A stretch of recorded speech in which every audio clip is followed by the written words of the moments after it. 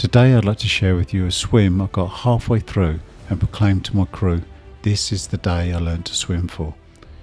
Today we talk about the what, the how, the when, the why, the who, the where of swimming the length of Lake Zurich. Welcome to the MYSWIM podcast.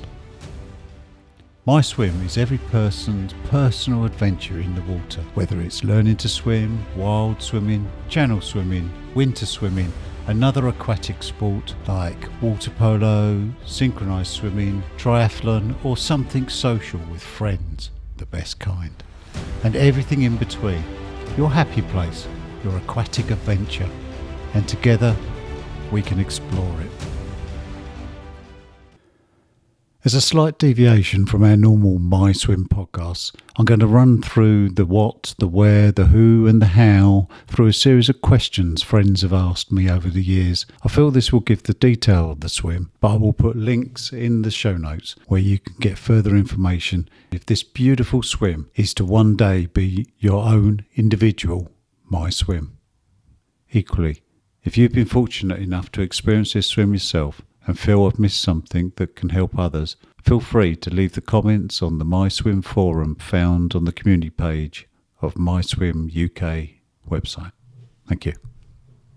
We are pleased to offer the chance to display your passion for the aquatic adventure. With every episode of our podcast comes a unique MYSWIM design that reflects the essence of the topic discussed. These designs are exclusively available on our website, myswim.uk, and each purchase you make helps keep the podcast going and promote our shared love for all things aquatic. It's an exciting journey, and we would be honoured to have you join us by wearing our designs and showing your love for the individual MYSWIM. Thank you for your support, and we look forward to being part of your aquatic adventure.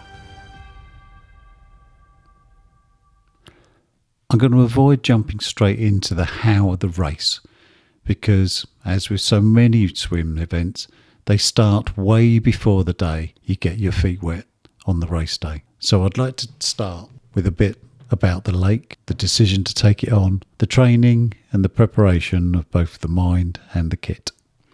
Lake Zurich is a glacial lake situated in Switzerland, extending southeast of the city of Zurich. The swim starts in Rapperswil, and the event is a swim organised by the Self-Transient Marathon Schwimm team for both relays and solos. It's a distance of 26 kilometres, which is 17 miles, north of Zurich, and you're escorted by individual rowing boats, and participants are mixed wetsuits and skins within each age group for each category. Lake Zurich's waters are very clean and reach, during the summer months of August, which is the racing month, temperatures well beyond 20 degrees, 68 Fahrenheit, and were 23 degrees when my race took place in 2008. You don't really come across any aquatic life in the vast lake, but I'm informed that northern pike, burbot, Arctic char and common roach all exist in this beautiful setting of Lake Zurich. Okay, the first question is, how did you prepare for the race? My route leading to the swim consisted of swimming the English Channel the year before, and, like many, I was trying to fill the void with another challenge. It was then that Mark Bayliss, a good friend, former water polo teammate, and a fellow channel swimmer from the year before, who was in a similar situation, had an eye on Lake Zurich and a relatively new challenge of racing in warm, fresh waters without the buoyancy of the sea. This appealed to me. The event has been going for well over 30 years now and generally attracts in the region of 150 swimmers from around the world. We both chose the non-wetsuit category. What was my training plan? My training plan consisted of early morning 5k weekday swimming twice a week, added to my 3k masters evening swims twice a week, and weekends peaked at 3 to 4 hour swims in the lakes to build endurance. A luxury step down from the 6 and 7 hour cold water swims I'd been doing the year before. The strategy of the plan was to build endurance at the weekends and maintain some pace during the weeknights during the Masters sessions. I just ticked over with 3 Masters sessions during the winter months, but once the waters warmed up outside in May, I started to gradually build up outside, always listening to the body to avoid fatigue and injury. Next question, what is my recommended swim and travel kit list and food? Okay, on the boat I took a spare swimming hat, although ended up wearing none during the heat. I took spare goggles and sun cream. Although on board for after the race, I had a hat, warm clothes, a towel, and I used blue tack for earplugs, so I had some spare of that also. That's my own quirk thing, so whatever you use for earplugs, if you use them at all. Others had a change of costume, but I didn't bother, but maybe something for relays to consider. For relays, I don't think it's worth greasing up, as the lake is fresh water and it's highly unlikely that you will rub. Maybe take a small pot of Vaseline in case something rubs that shouldn't, or if you're using a wetsuit, obviously your own preference for that as well. I took some ibuprofen on the boat with me. It still seems to be the swimmer's drug of choice, but I'm not medically qualified to say who or what it's appropriate for and for what use, but I take it to just take the edge off the fatigue in my shoulders. For relay members with less sturdy stomachs, consider taking some anti-seasickness pills with you, making sure that you take them before you get on the boat, and obviously tried and tested before you get into the event. The feeding strategy. For feeds, I made up my carbo drinks before the event, so the crew didn't have to worry about that and just hand them to me. At that time, I was using MYSWIM, but whatever your choice, bring it with you, because you can't guarantee of getting it from any local supermarkets in Switzerland or near the event. I didn't go wild with the food. I took a few bananas, some jelly babies, some biscuits, and plenty of water and electrolyte drinks to ease up on the carbo drinks from time to time. I was going with my channel feeding plan of 2 hours to the first feed, but changed this to every hour due to the heat and the need for rehydration. This got amended to every half hour after the 3rd hour, again to ensure dehydration would not affect my swim. I wouldn't bother with flasks or hot drinks, as I don't think the cold will be a big issue. Travel kit. As with any foreign travel swim, my advice would be to pack your swimming goggles, cap and favourite swimming costume in your hand luggage. That way, if the airline loses your main baggage, you still have your event kit while they search the planet for your lost bag. I suppose wetsuit entrants should consider extending this to their own wetsuits in their hand luggage also. In reality, we only had hand luggage for Zurich, but if travellers from further afield or stopping over for an extended longer holiday, then this split packaging strategy could save a bit of stress prior to the event. Most other things are replaceable. The who. What type of person enter this event? Leading to this swim, my previous sporting events had included water polo, running marathons, Ironman, channel swimming, and training for events like Land's End John O'Groats or even the ultramarathon disabled. Freshwater lakes were a new thing to me, except for maybe the odd bit where I'd done shorter lake training swims or swimming in local lakes for something or other. The path to this event of others seemed to be equally as varied and not necessarily within the confines of the open water swimming community. My personal take on this event is if you can swim 10k in open water, then you can train up to the 26k distance with a structured 20-week plan. If you are a 5k swimmer at around 3k an hour in the pool, then again with a structured plan that is not rushed, particularly if you're starting to build up during the winter months with regular swims, this event is also within your grasp. That's not to say it's easy or a given from those starting points, but would be very well worthwhile and very rewarding should you achieve your goal. Despite the varied backgrounds of all those competing, Mark and I summarised all the competitors into just 2 groups, to allow for a light-hearted feeling to the pre-race ritual. The categories were hardened Ironman competitors, i.e. the wetsuiters, and channel swimmers, the mad ones with a little bit of ice in their veins. As I was swimming without a wetsuit, I clearly fell into the latter category, and the pre-race banter was friendly between the nations as well as those in and out of neoprene. So the where exactly is it and where can I stay? Well, we flew into Zurich on the Friday with the swim starting on the first Sunday in August. I'm not sure if that's the same week every year, but it was the year we did it.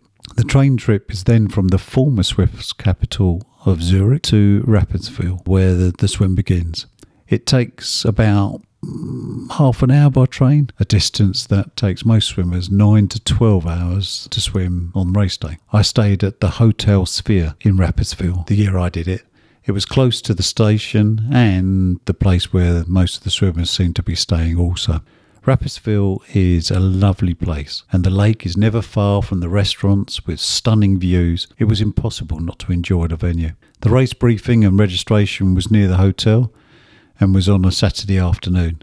The organisers, a self-transitant marathon swim team, are excellent hosts and are so well organised. Registration was a breeze, and it was also an excellent time to catch up with fellow swimmers and to renew old acquaintances. It was then back to the hotel, make up the feeds, prep the kit, and an early night ready for the next day after a little bit of grub.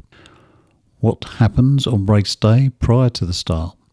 Okay, at the marina about 45 minutes prior to the start, you get introduced to the 2 rowers who will be your individual escort boat if you hadn't already met them at the registration. You tell them what side you want the boat to be, if you have a preference, along with your feeding plan. Some speak English, but not all. I found them to be very friendly and positive people. Great attributes, as they were now my crew and pilot. Get your sun cream on, and if it's your preference for Vaseline, I chose to have it under my arms, then now is the time. You load up your dedicated boat with your kits, feeds, spares, etc., and then the boat goes off with the other guide boats a bit further out from the start line. This allows for the frenzy of the start to settle down before the individual boats and swimmers are reunited. The swimmers then head a short distance from the marina to the Lido, ready for the start. The race itself. The stand of the competition seemed good, with the course record holder part of the entrance the year I did it.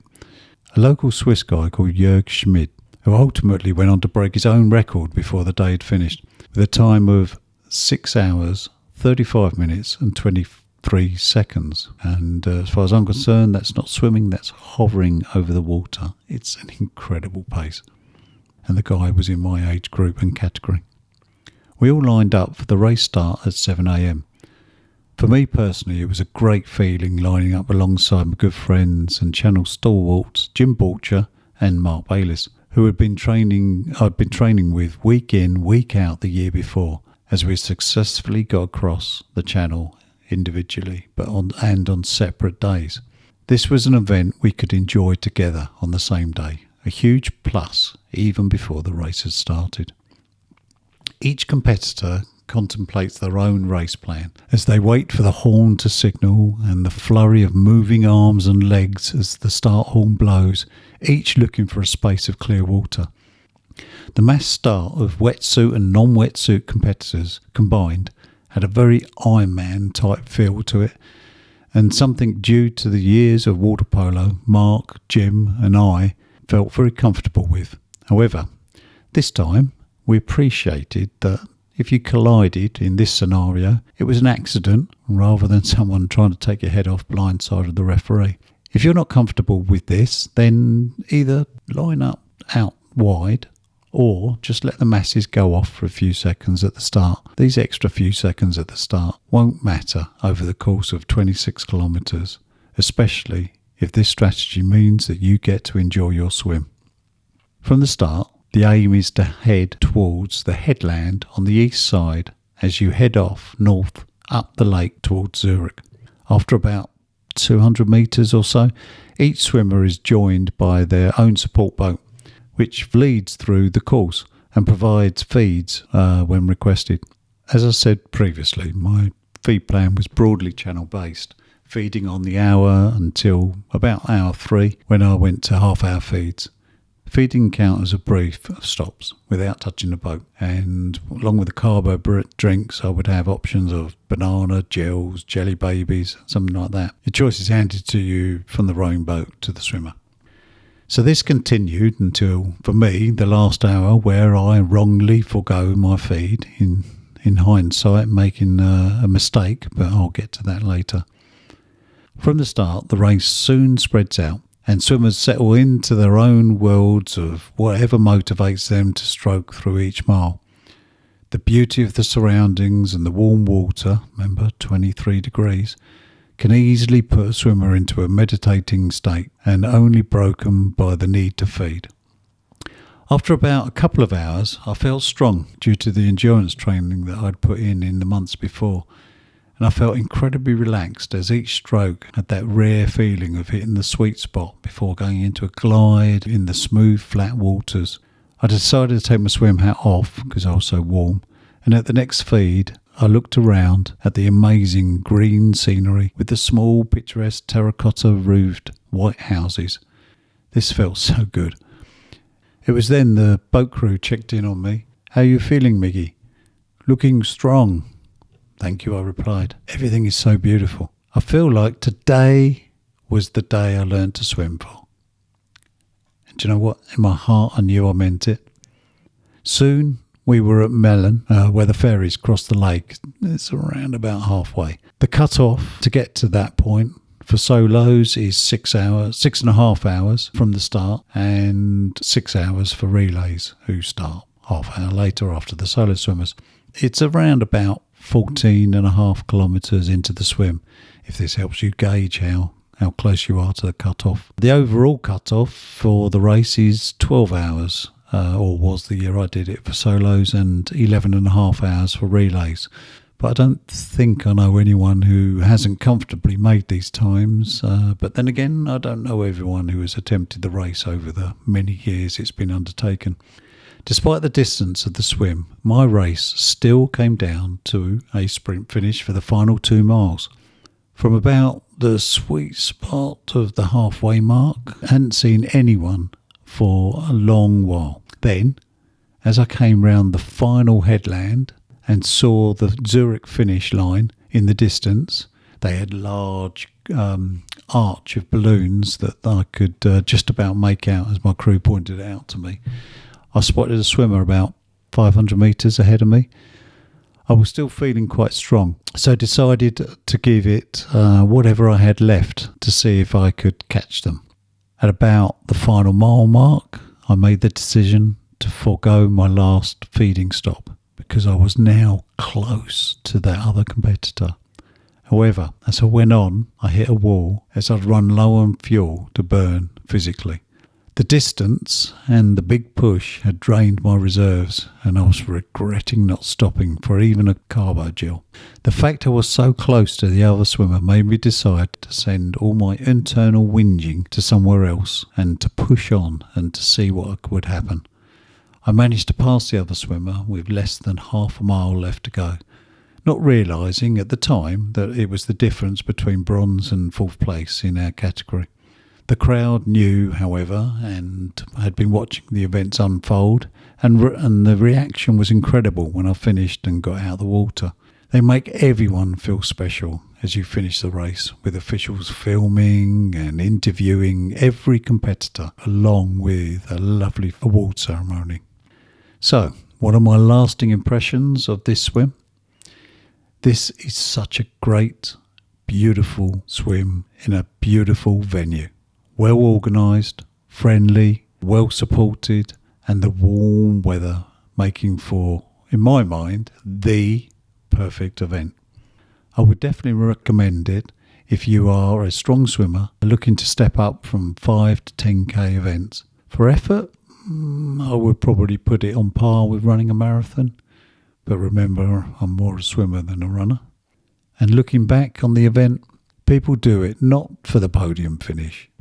It means very little, but it's for the love of the water, the camaraderie, the sense of adventure and the fun. Even in those moments when it's not so much fun, like if you get your feeding plan wrong.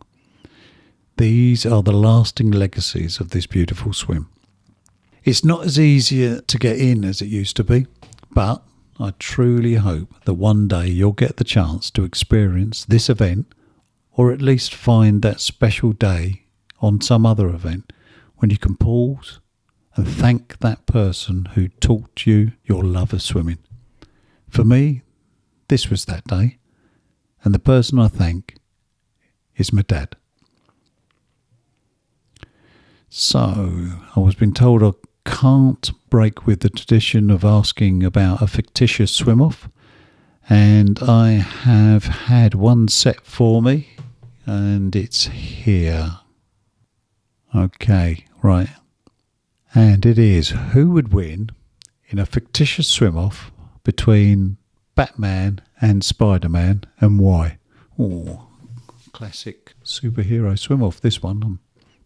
So I'm going to say Spider-Man. And my reasoning will be because spiders seem more adaptable. I think can bats swim? I don't know if bats can swim. Someone tell me. But I know spiders, well, at least they can float, or they seem to like being in the bath anyway. All right, without water. But anyway, they can go on top of water, I'm sure. So that's my theory, is that a spider, because spiders seem more adaptable and at least being able to be on top of the water. And I think I'd add to that, if it was Batman, then his cape would drag him under or drag him back anyway. So, yep, final answer, Spider-Man. I've got no one here to contradict me this week. So, therefore, the correct answer is I'm going to declare Spider-Man. It's indisputable. Undisputable? Indisputable. It is without dispute. Okay then, to wrap up, look, thank you for your time for listening. It was lovely to talk through this beautiful MYSWIM, and I hope you got the details you needed. I'll put the contact information in the show notes for the swim contact, and please feel free to share this podcast or YouTube video with anyone you think might benefit. Let's get that knowledge out there. Hopefully you'll join us again soon, and once again, thank you. To capture the joy of each individual MYSWIM, we have an exclusive bright, fun MYSWIM podcast themed artwork design. If you enjoy the podcast and the guests, we'd appreciate your support to keep these podcasts going, to help spread the knowledge to a wider community. And please check out the designs on www.myswim.uk. Let us know what you want to hear about, and together let's build the community. We really want to positively celebrate and promote all aspects of aquatics, and particularly the mental health benefits that swimming can bring, and would love you to be a part of it. Join the community, give us your feedback, follow, and tell us all about your individual MYSWIM.